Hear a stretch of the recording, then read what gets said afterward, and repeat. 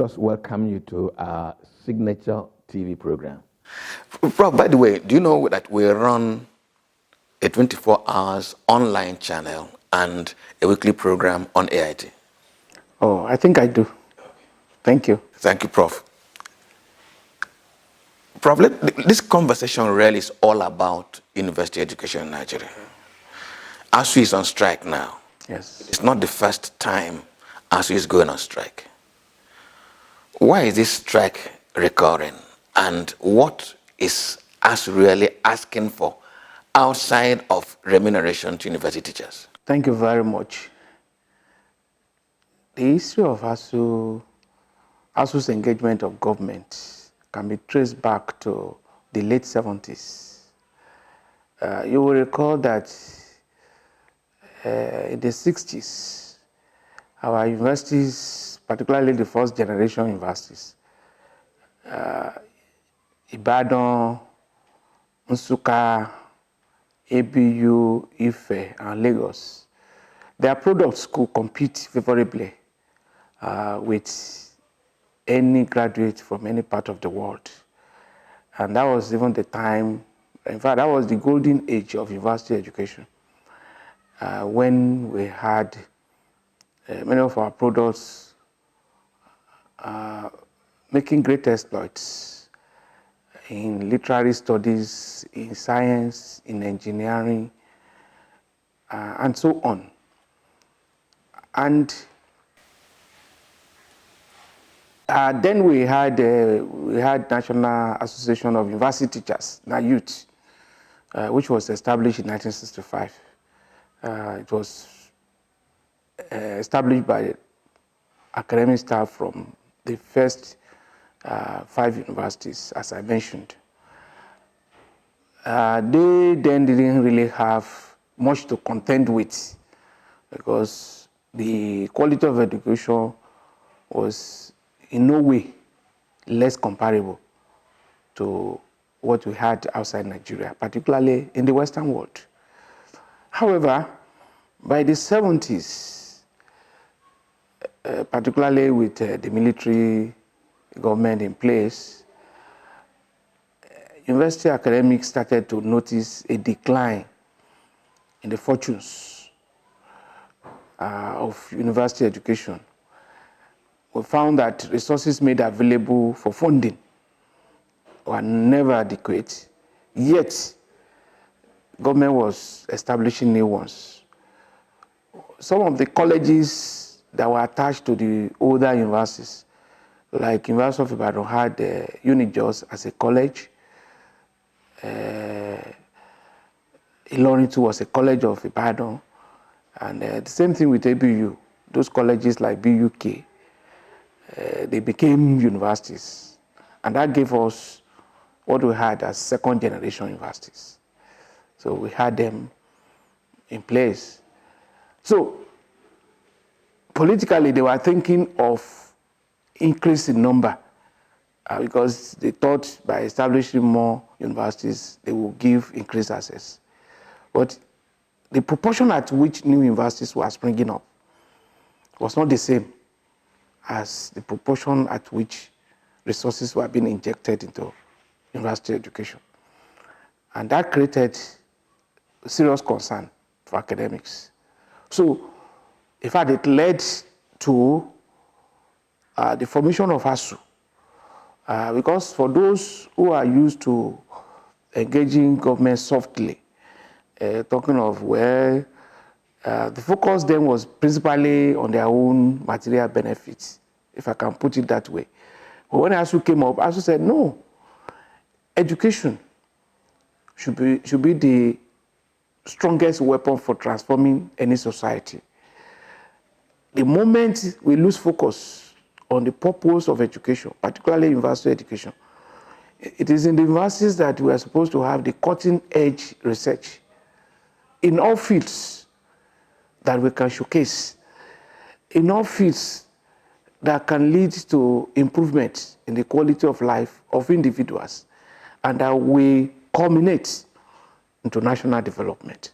So talk of social sciences, talk of humanities, talk of engineering, talk of sciences. any field, we cannot afford to watch the quality of education decline. So resources made available to promoting education, and particularly university education, started to dwindle, and our members, academics, felt concerned. In fact, you will recall that in the late 70s, the first attempt to make government do the correcting, government had to send away lecturers from their campus residences. When the first alarm was raised, they saw it as effrontery, and that trend has continued. So by 78, when ASUU came up, ASUU said, no, we must negotiate. When they now saw that they could not afford to ignore the agitations of the union. So, and that led to the first negotiated agreement in 1982. That was with Shagari government. But that agreement did not fully capture all the issues. And it was not until 1992 that we had the first comprehensive agreement that basically addressed 4 key components. The first component deals with funding. Then we did analysis of what we would need if we were to reposition our universities, given the number, given the resource deficit, and the need to fix them. So these things were discussed comprehensively, funding. So that is the first leg. The second leg is conditions of service. You will recall that by mid-80s, we started to talk of Andrew. We talked about brain drain. These things almost became an embarrassing feature of university education. In fact, that was when it became difficult to attract and retain our best products. And we told government that, well, if you go this way, you can never develop Nigeria. And so the condition of service became an issue. And that was when they said, okay, what can we do to attract and retain those that we need to drive the system? We negotiated it in 92 and had a comprehensive agreement. The third leg was about university autonomy and academic freedom. That third leg came about because of the military's attempt to clamp down on the left, on the academic left, to clamp down on radical scholars. You will recall that time they were saying lecturers were teaching what they were not paid to teach. In fact, you will recall the story of Patrick Wilmot at ABU, how he was deported, and many other critical scholars. You know, the crisis in Unilag led to the disengagement of some of the radical lecturers, including Edwin Madnago. So these were things that were coming on, and we kept insisting that you cannot do that to university system. Universities, some people will call universities enclaves of mad people because they have to think differently. There are people who can develop brain waves, and their brain waves can lead to some breakthroughs. So because of the nature of academics, they are trained to interrogate. They are not establishment people. They are not people that will say, sit down there, and they will not ask you, why are you asking me to sit down? I want to stand up, because I think it is by standing up that I can think properly. So we told them, creativity comes up spontaneously, and you cannot gag academics. And it is by rigorous engagement that new inventions, creativity can be at their best.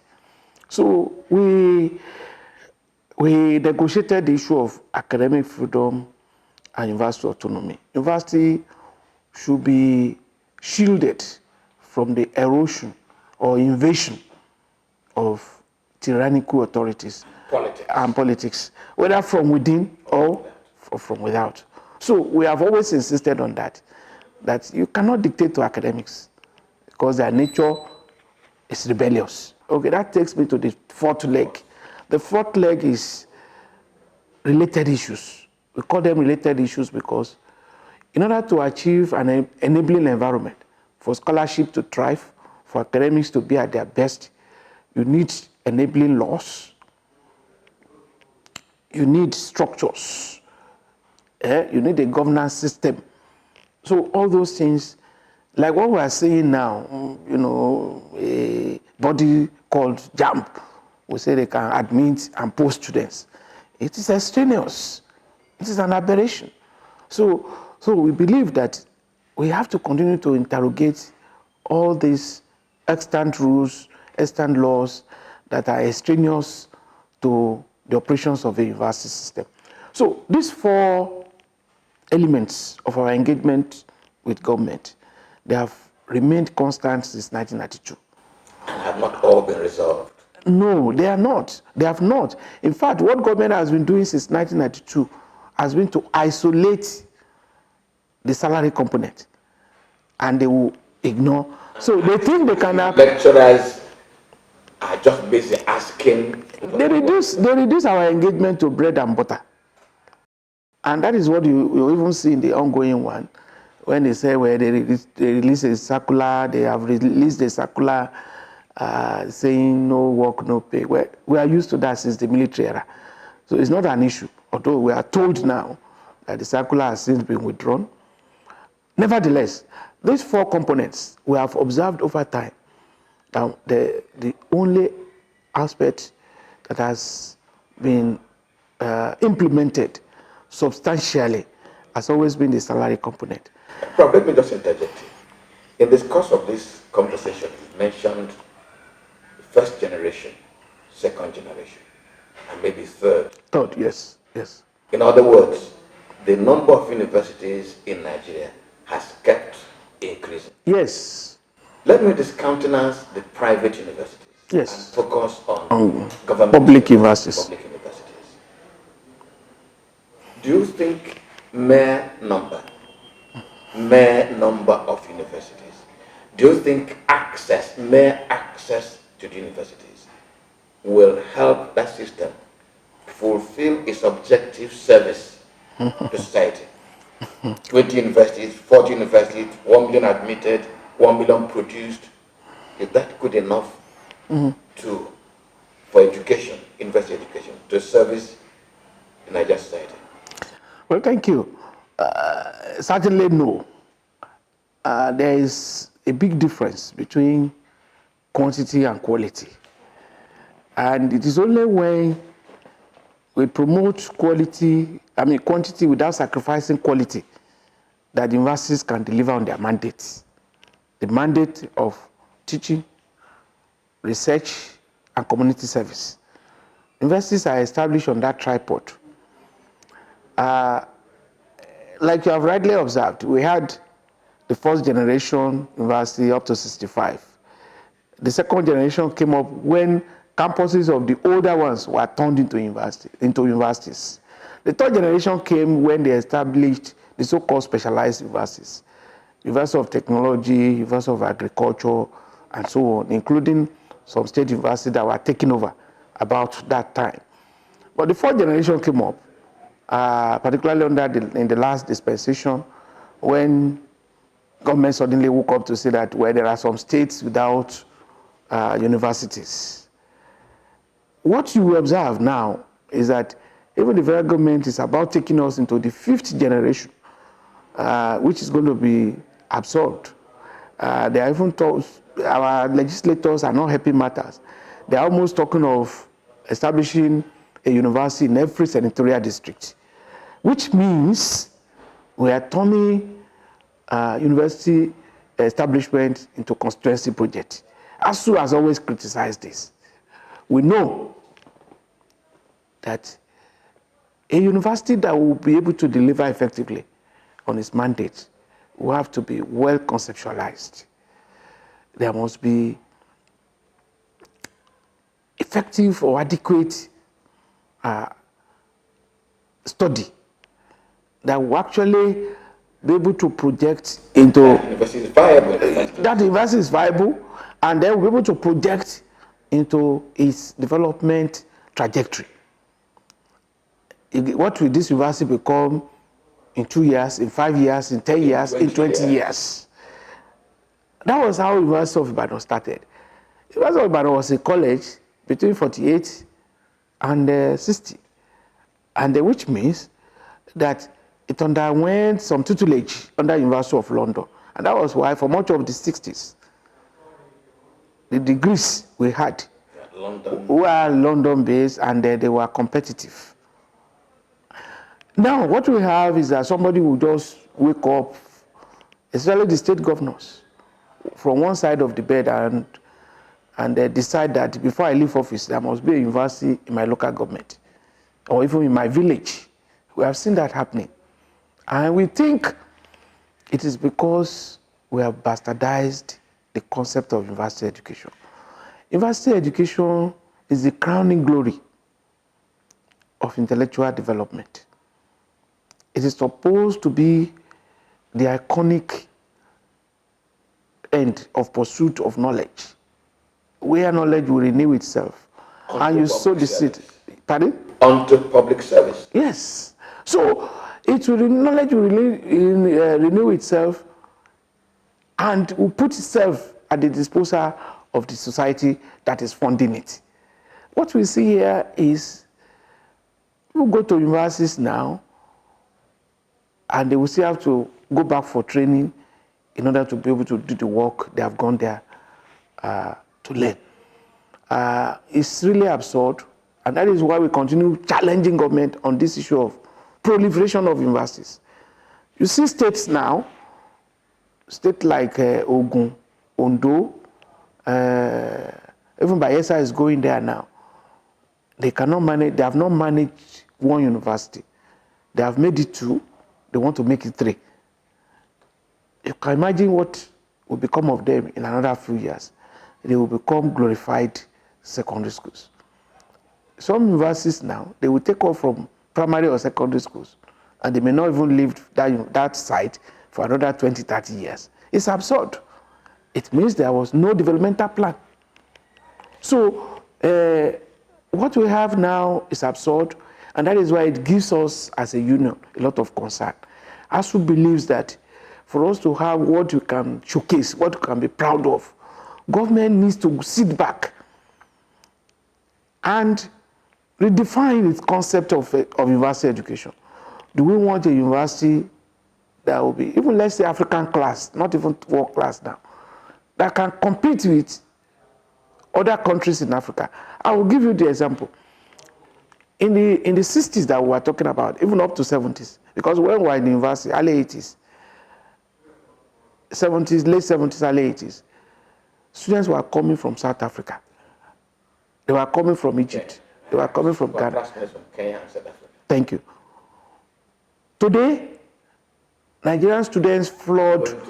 They go to Kenya, they go to South Africa, they go to Egypt, and come to think of it, they go to Ghana. Some 20, 30 years back, Ghanaians were flooding Nigerian schools, including primary and secondary. The reverse is happening now. And you'll find that it is estimated that we are spending about 1.4 trillion naira annually to support foreign education tourism, what they call education tourism. If government can summon courage, and that is the kernel of our submission on this case of funding. We have an agreement with government on how to reposition our universities. When we negotiated 92, we're supposed to be renewing our agreements every 3 years. They didn't renew with us effectively until 2001. These 4 elements still came up, we signed another one. And they didn't renew with us effectively until 2009. We had this 2009 agreement, where government was supposed to inject 1.5 trillion into the 24 federal universities then.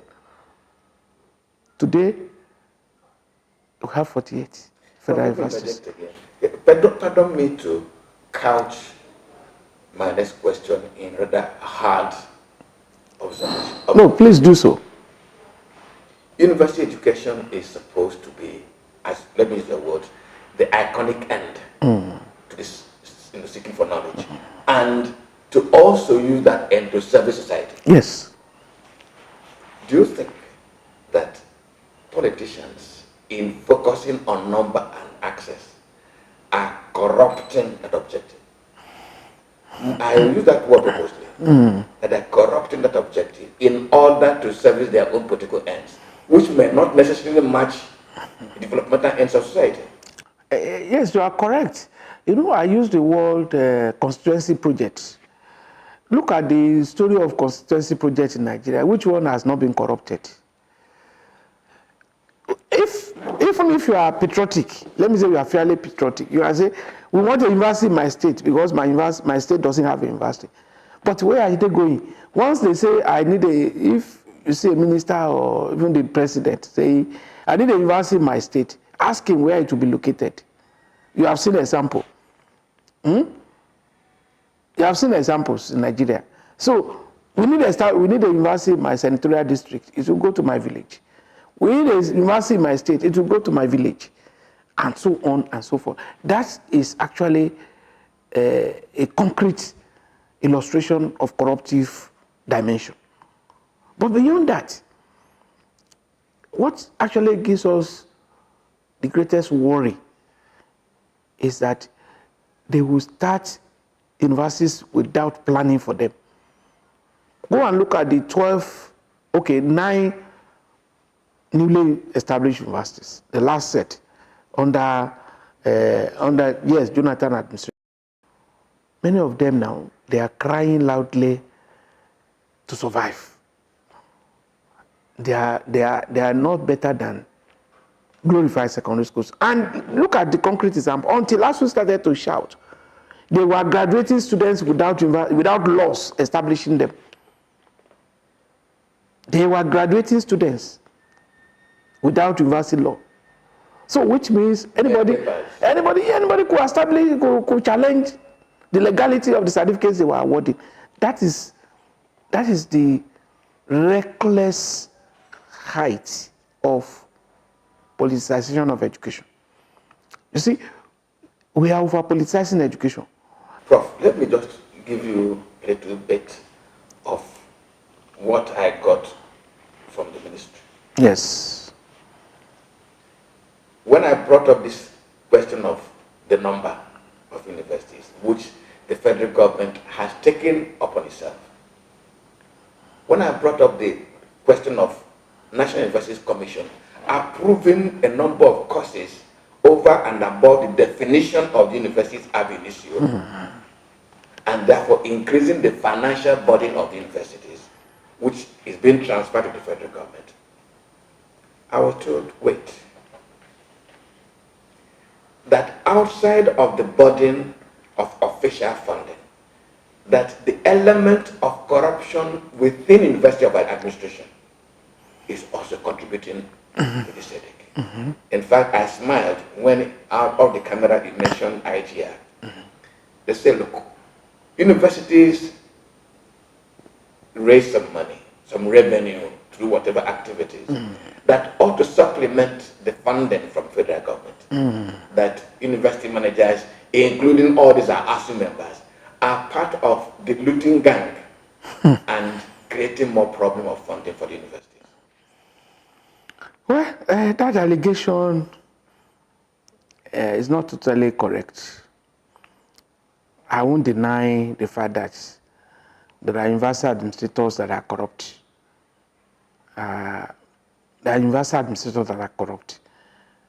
But ASUU does not cover any. Rather, each time we try to raise issues about such vice chancellors, because they have their way of settling them in the right quarters, our voice are dwarfed. And I'll give you the example of Ilorin. At the University of Ilorin, we have been shouting ourselves to house. We have petitioned EFCC. I have spoken with the chairman of EFCC of our petition on University of Ilorin. The immediate past vice chancellor of University of Ilorin, our branch there, documented extensive cases of corruptive practices against him, and we presented to the right quarters. Rather than attending to our allegations, they went ahead and sacked the chairperson and the secretary of the branch who authored the petition. So we have continued to bring this to the attention of officials at the ministry. Nothing has happened. Nothing has happened. We did the same thing at Umudike, University of Agriculture, Umudike, Michael Okpara University of Agriculture. We did the same thing against one professor called Edoga. We did a comprehensive report. We even did a publication. We sent everything to the ministry. Nothing happened. And several others. When you see a trend like this, as the leader of a union, certainly you cannot be happy. When they turn around to say, well, ASUU leaders are part of the gang or club of corrupt administrators, I think they are just they are calling the dog a bad name in order to hang it. The truth is that anywhere we saw it, anywhere it was brought to our notice, and we have incontrovertible evidence, we will stand our ground and we will oppose it. We will ask for justice, but we never see justice. So they have governing councils. There are even governing councils that are corrupt.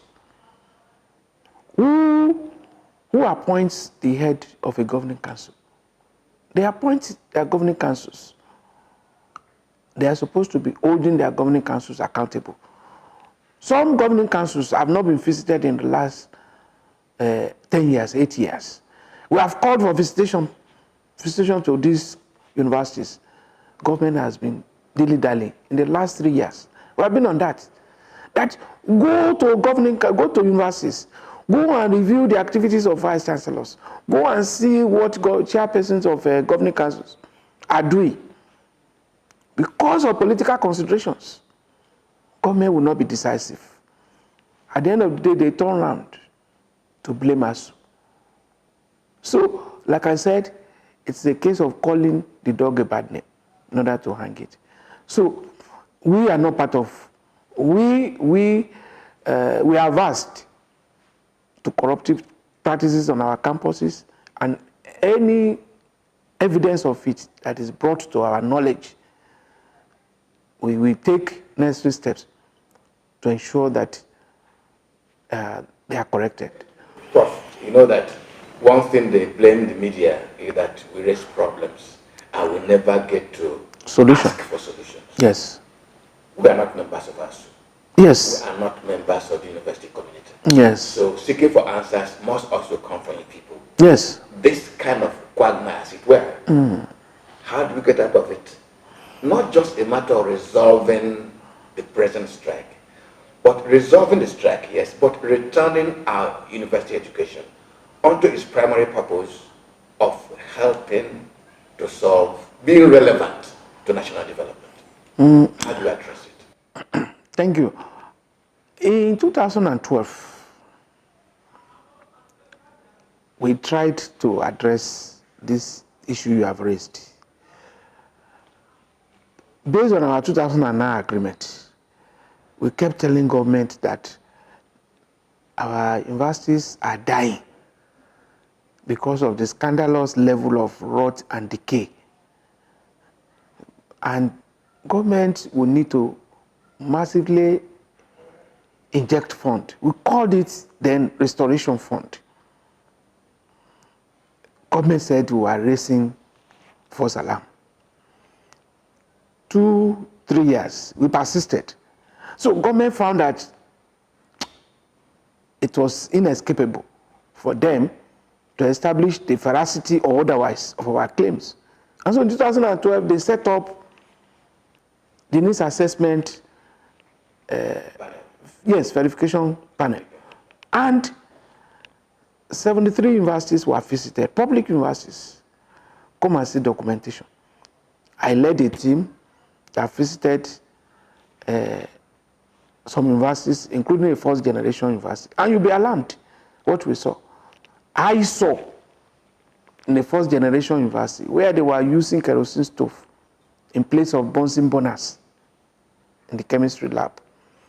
I saw in the first generation university where they were using buckets to fetch water to laboratories. What kind of experiment? Rooms meant for 4 students being occupied by 8, 10, 12. Dilapidated structure. I found in the first generation, in their mechanical engineering, equipment used, of course, is out of date. Equipment bought in 1965, being used to train students in the 21st century. That's it. So we documented that. In fact, I can give you the report. We still have the copy. We have the report here. I will show you photographs because we captured them graphically. It was the most comprehensive investigation that has ever been done. So we thought Daniel had come to judgment that we're about solving the problem. Then the recommendations were made. We said government needed to inject 1.5. Eventually, they settled for 1.3 trillion. That was what led to our strike in 2013. You will recall a six-month strike action of the union. We said, with all this documentation, you want to turn your back on the report of your own committee, a federal government committee. Carried out all this needs assessment exercise, and you want to rubbish it. We said, no way. You have to implement the recommendations of your own report. The key recommendation was that 1.3 trillion we have been talking about. So eventually, our action then continued until we got to the presidency, and we had a 13-hour meeting with President Jonathan himself. And he became convinced. That was when he said, no, we are correct. This issue raised about 1.3 trillion. There is a basis for it. Let's do this revitalization. And that is why today, when we talk of revitalization fund, we mean that fund that arose from the need to fix our universities. So, government then signed a memorandum of understanding with us. This 1.3 trillion, we agree with you. It will be released in 6 tranches. The first tranche, because it was not part of our budget, we will raise 200 billion for 2013. For the next 5 years, we will be releasing 220 billion annually. And that will give us the 1.3 trillion we are talking about. We had that memorandum of understanding signed in 2013. Then, of course, the component of areas of and academic allowances of our members and other components. In fact, the 2012 needs assessment report has both financial and non-financial components. I think if we say we want to fix our universities today, we have to go back to that report. We need to go back to the needs assessment report, and the way to implement the needs assessment report is to continue. The first with the revitalization fund. Have been released? Only one.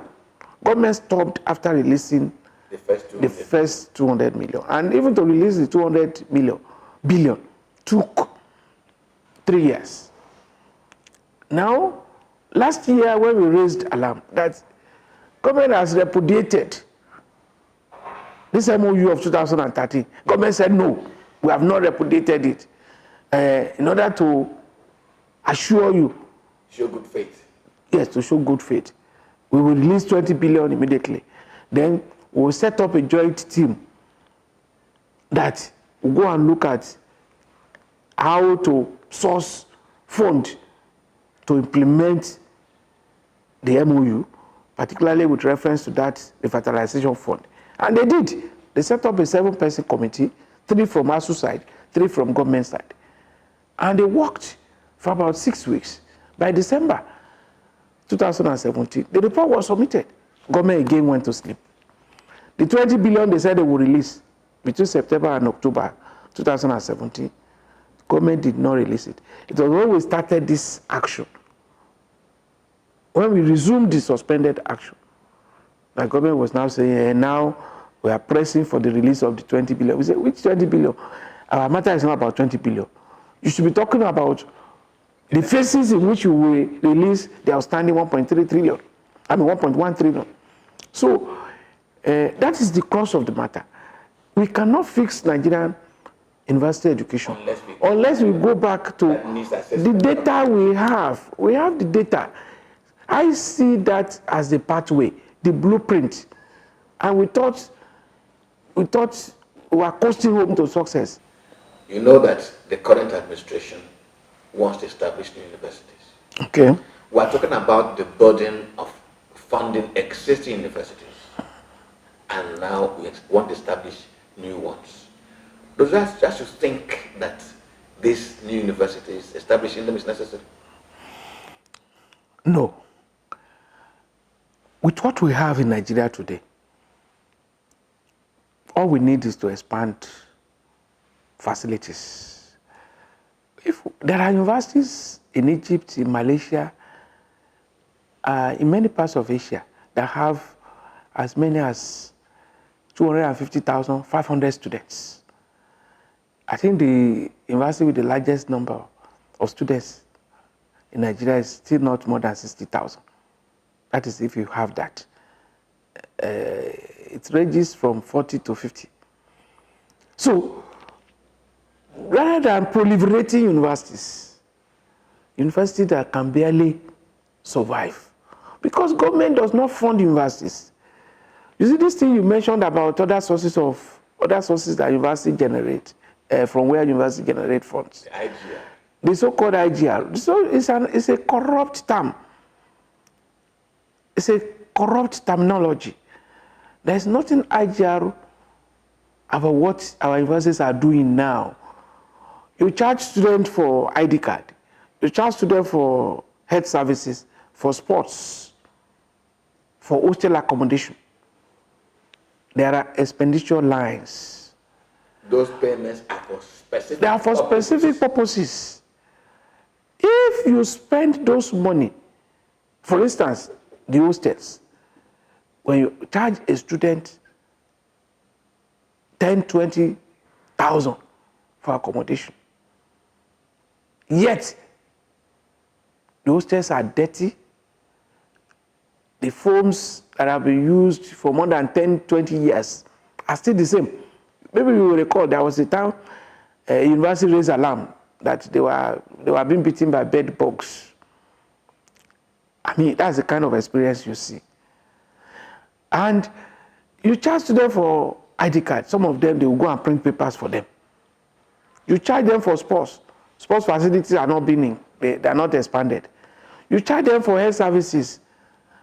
Get there, ordinary cotton wools you won't see. That is the corruption that goes on. So, there's no IGR. Maybe the only one they are talking about now is those who are selling pure water and baking bread. That is not the primary purpose of a university. What should be announcing a university are the products of their research.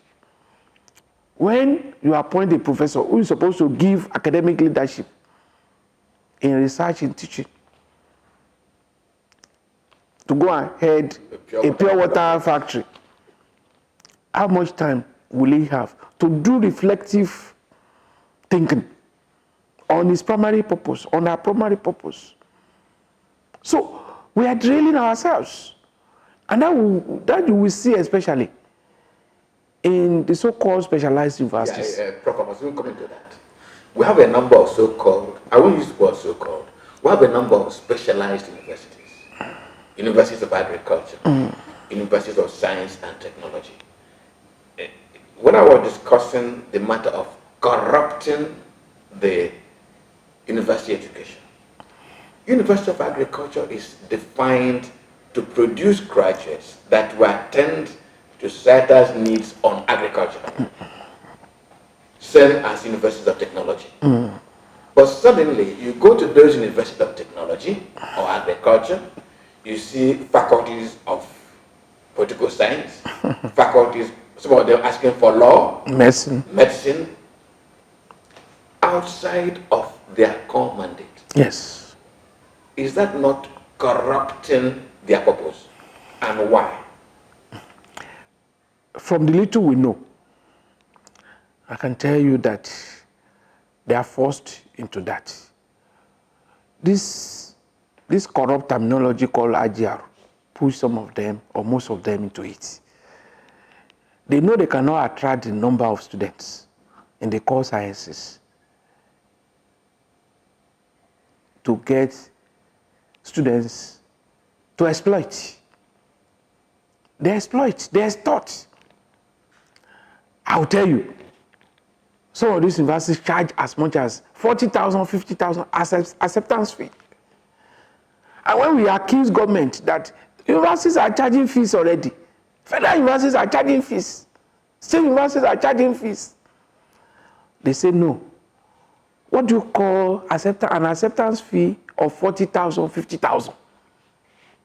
Under what label would that come? Is it not because I'm coming to receive tuition? I have to pay for it. So they're charging tuition fees. They keep denying it, but we have the record because we know them. So what I'm saying in essence is that the so-called specialized universities, I'll call them so-called because they have all deviated from their core mandates. I know in Abeokuta, for instance, they now have social sciences. There was a time they were even toying the idea of medicine. Umudike, they have gone into medicine. University of Agriculture, Umudike, Faculty of Medicine. That's it. Business admin is that one is all over because that's about the most lucrative. You now say School of Business Administration or something, in order to attract, well, now they are more or less customers, but like those who go for the MBA. You know, MBA is just a grandiose qualification that those in the private sector they celebrate. They celebrate it. They showcase it. I have MBA. So this is something that we have to address concretely. But the latest dimension, which is most worrisome, is that we are going into the stage of establishing what they call ICT university, transport university, aviation university, military university. That will further take us deeper into the abyss of degeneracy. You see, our own conviction is that, yes, we need more spaces, we need more opportunities for access. But if we expand the spaces on our campuses, existing universities, we can actually meet our needs. All we need to do, expand facilities, improve facilities, refertilize, inject additional hands and funds, and our university will get going. Prof, you just touched something around on me. Additional hands. Does the university system have enough manpower, enough qualified of the type you referred to earlier to drive this number of universities emerging and the need to train quality Nigerians to service our economy? Certainly no.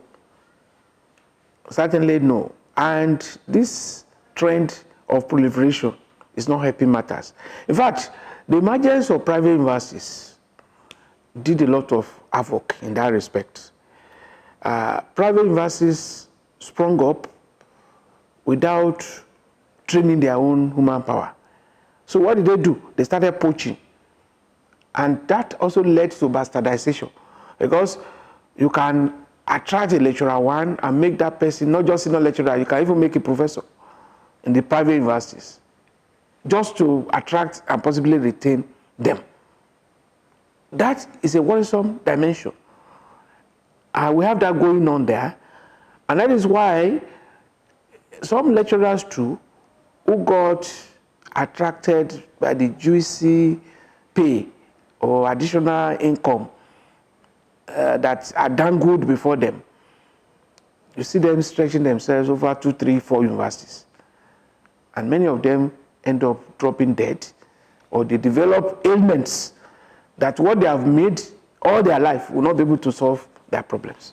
So we see that as a worrisome trend. In fact, the needs assessment of 2012, as I said that we would need like additional 35,000 lecturers. And the experience then was that less than 50% of current lecturers, as at then, probably had the prerequisite qualification of doctorate degree. So the challenge is enormous. The challenge is they are staring us in the face, but it appears the Nigerian government lacks the courage to address it frontally. Prof, let me end this conversation by requesting you to be a fortune teller and augurer. In the, I think, late 80s, Nigerian lecturers have begun movement outside of the country, the Andrew phenomenon. What do you think, when you look ahead, what do you think that can be done in a kind of reverse osmosis, drawing them back? If we are short of manpower and our own manpower is outside, if the quality of product is low and the high quality we have is outside, what can we do? Well, 2, 3 things to reverse the trend of brain drain. Although some people call it brain, brain gain. Yes, because they are exporting naira and copper. But that is not the ideal thing. It means you are relying on other society to develop you. That development will continue to elude you. Development should be endogenous. We must spring from within. Yes, we must spring from within. We must establish a foundation, a basis for our productivity. That is missing. And that takes me back to what we need to do. In the first place, why are they living? They are living because the requisite facilities are not there. Put a world-class scholar in an empty room and pay that person the highest pay in the world. If that scholar knows what he or she is doing, he won't take it. She or she won't take it. So the requisite facilities, the enabling environment must be there. The enabling environment has been missing. I just told you about laboratories without running water, laboratories without constant electricity, laboratories, how do they preserve their specimen? There's no water. What experiment do you want to do? Basic minimal equipment, Bunsen burners, microscopes, they're not there. So you want to bring a professor from a world-class university to come and operate in that kind of environment.